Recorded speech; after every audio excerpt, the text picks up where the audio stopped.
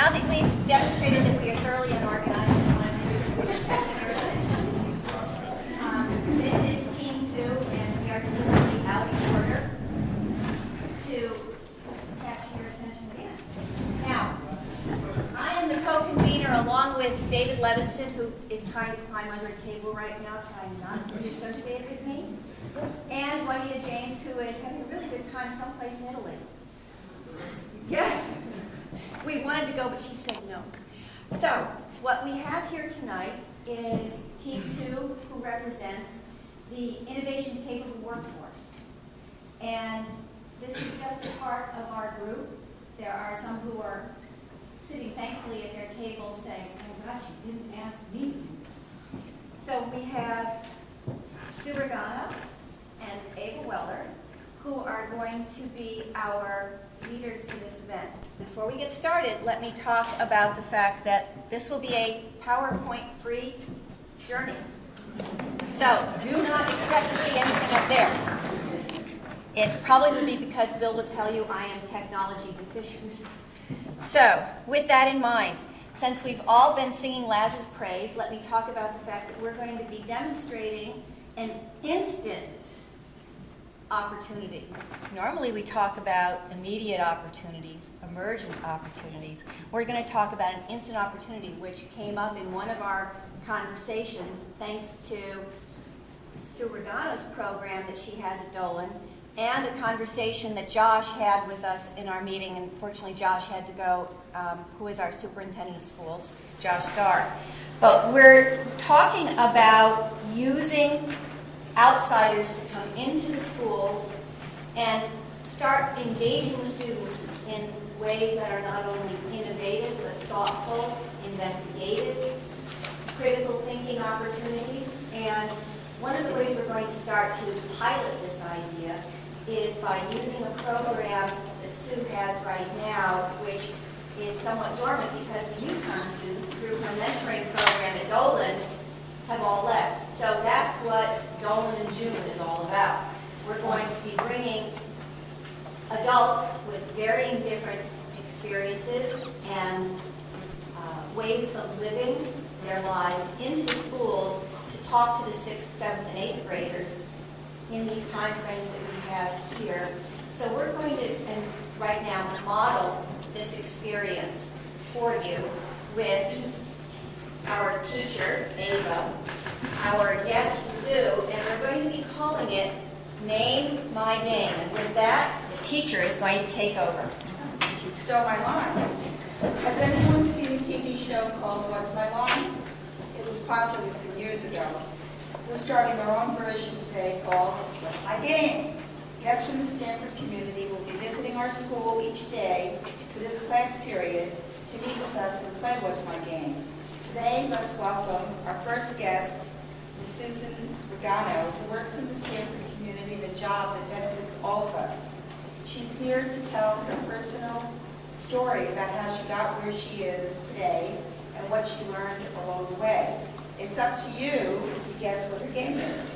I know you have a list of questions to get you started, and you may also guess your own. Who'd like to start? Wait a second. Do you work inside or outside? Yes.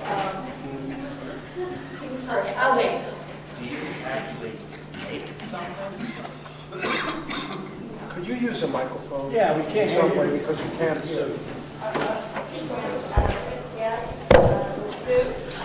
Do you work inside or outside? Inside, mostly. Yes. How many people do you work with? On a daily basis, about 4, and overall, about 7,000. Does what you do involve eating? Are you going to be eating? I do eat, but not. It's not related to my job. Did you finish high school? High school. I did. Does what you do involve clothes? I wear them, yes, but no, otherwise no. Do you have a boss? Sort of. I run the organization, and I have a board that I work for. Did you go to college? 3 times. White college?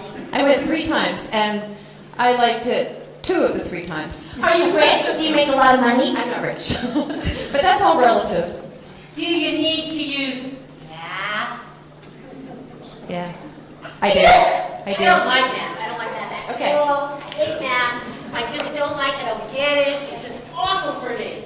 I'm sorry to hear that. We're probably, how many more questions do we have before we get to 10? Yes. Do you work with blood? Do you work with blood? No, my job doesn't involve blood. Do you work with children or animals? I work with children. Do you like your job? I love my job. Do you have to work every day? I work every day. Yeah. Sometimes I take Sunday off. Oh, my goodness. An idea of what Ms. Riano does based on all these questions? Do you work with kids? Some of the time. Huh. Well, I'm working with you right now. No, that's true. Are you the head of staff?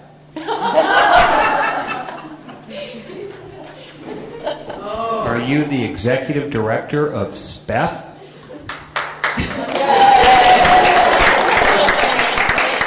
The man is brilliant. I'm telling you, for a 5th or a 7th grader, he's brilliant. So this is what we're asking you to do. We're asking volunteers to come into a 7th grade class and talk about yourself and how you got to where you got. And so because they're 7th graders, I need to reach them where they're at. So that is to say, so why am I here today? To teach us about industry and business and contribution? That's part of it. I'm here to find out what you're planning to do later in your life.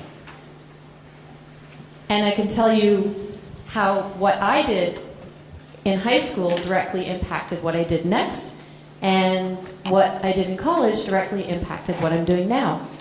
I'm going on American Idol, and I'm going to be a famous rock star, and I'm going to make lots of money. And I have a clue. I'm only in 7th grade. Glad you came to visit. I'm going to get a dog. I want to be Derek Jeter.